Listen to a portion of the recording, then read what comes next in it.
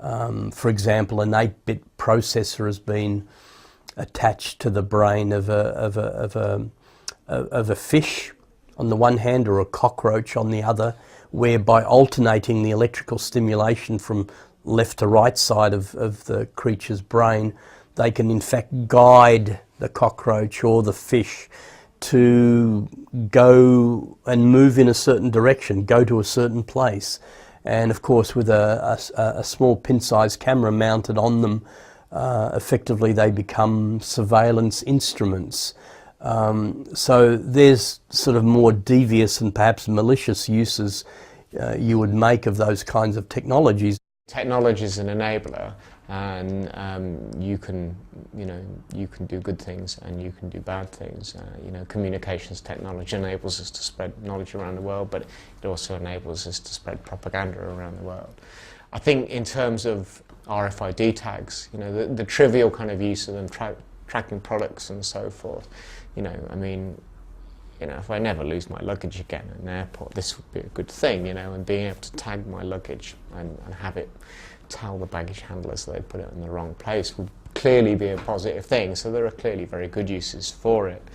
I think in terms of tracking humans, I'm kind of, I think that, privacy is an important issue, and the ability to not have people know where you are is I think useful. In practice, if we wanted to, the amount, the knowledge of where I am and what I'm doing at any point in time is already pretty enormous. I mean, you've got a phone and you leave it switched on most of the time, so I can track where you are within, depending on which part of the world you're in, but I can probably track within 100 meters of where you are already. If you're using 3G, the ability to do that would be even, down to 10 meters. Probably the biggest problem that we're going to face in the future is, just from sheer numbers of humans, overpopulation is a phrase or a name or a word which would certainly carry emotive overtones. There are many people who think that we're already overpopulated. There are plenty of others who think that we could go on increasing the human population almost without limit. But clearly there must be limits. I'm going to be my most cynical and say, well, what will actually happen is that there'll be a few commercial organisations which will basically control it all, and there'll be massive copyright issues, and the whole movement will be towards control and preventing people from doing things, because as the technology gets more invasive in our life, and the technology also gets more complicated, so your ability to understand your own environment has massively disappeared.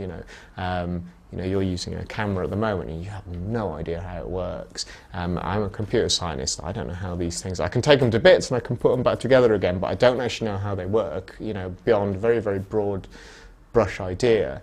So the ability to control people and control people's environment has also got much, much larger.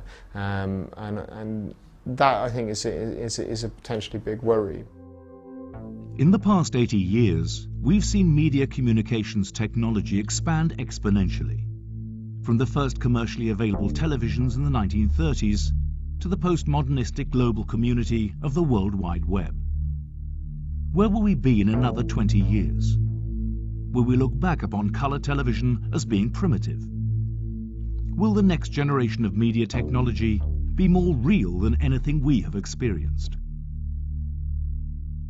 Just by looking at the way things have gone in the past, I think that if present trends continue, we're going to see more and more intimate interfaces, more and more intuitive interfaces, I think, between the internet, between computer-based technology and our own everyday experience. I think that the technology just gets more and more pervasive.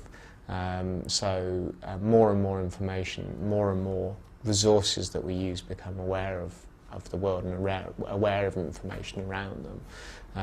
And to the extent now that people have just got so used to having immediate, massive quantities of information just available at the drop of a hat, and I think that's only going to continue. The question of, I think, for the next 10 years, which is a relatively short space of time, is working out how to make that information easier to use and easier to get hold of. With technologies like the Wii, this kind of interface becomes more and more intuitive, I think. So anybody can use them. It's getting cheaper all the time, of course. We can access the internet from virtually anywhere in the world now. So all of these things, I think, are certainly not going to slow down.